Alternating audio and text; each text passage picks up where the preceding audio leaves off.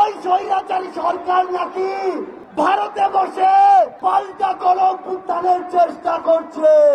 যদি যেখান থেকেই হোক পাল্টা গণঅভ্যুত্থানের চেষ্টা করে থাকেন, তাহলে আপনাদের গায়ে বাড়া জানাজা পড়ার লোক খুঁজে পাবেন না। আমরা যখন রক্ত দিতে শিখেছি, তখন আপনাদের মতো ফ্যাসিস্টরা আমাদের লোক পর্যন্ত স্পর্শ করতে পারবে না। বাংলাদেশের সংগ্রামী ছাত্র জনতা যে শাহবাগের মঞ্চ থেকে আমাদের লড়াইয়ের চূড়ান্ত ধাপ শুরু হয়েছিল, আজ আমরা অনেকটাই বিজয়ীর বেশে সেই শাহবাগের মঞ্চে আবার এসে জড়ো হয়েছি। সেই স্বৈরাচারী সরকার পুলিশ দিয়ে আমাদের ব্যারিকেড দিয়েছিল, সেই স্বৈরাচারী সরকার কোথায়? খামেরা তো দাগ হয় কিভাবে? এই যে ভাবি, দাগও যাবে রাগও যাবে, নিন চাকা সুপার হোয়াইট। সেই পুলিশ কোথায়?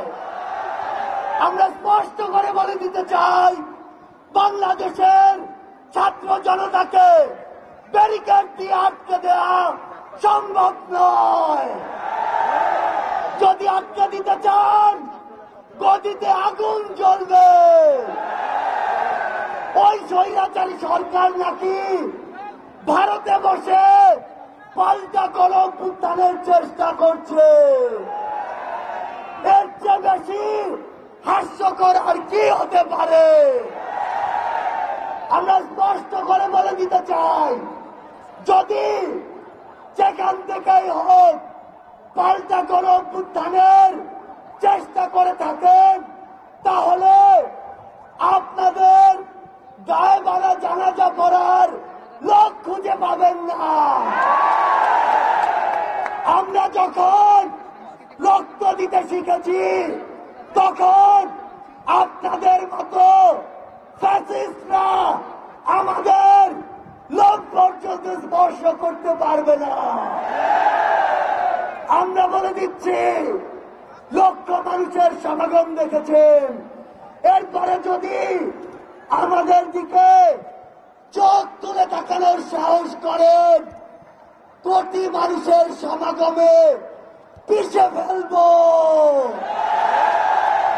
আমরা স্পর্শ করে বলে দিতে চাই, এই বাংলাদেশ 16 বছর পরে স্বাধীনতার যে নতুন মুখ দেখেছে, সেই মুখের দিকে কেউ যদি নজর দেওয়ার চেষ্টা করে, তাহলে তার জায়গা আমাদের এই বাংলাদেশে হবে না।